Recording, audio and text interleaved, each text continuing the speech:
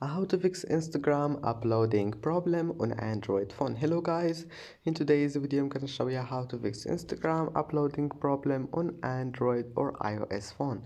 First, open Play Store or App Store and make sure your Instagram is updated, and if you can't find here updates, just click on install and install your problem. That might help you to fix your problem.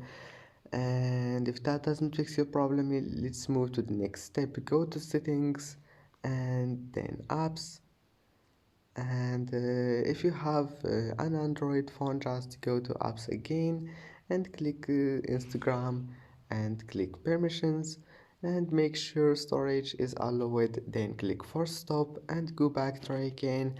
And if you have an iPhone, just go to settings, general, iPhone storage, and select Instagram and click offload, and that's it. Don't forget like and see you in the next video.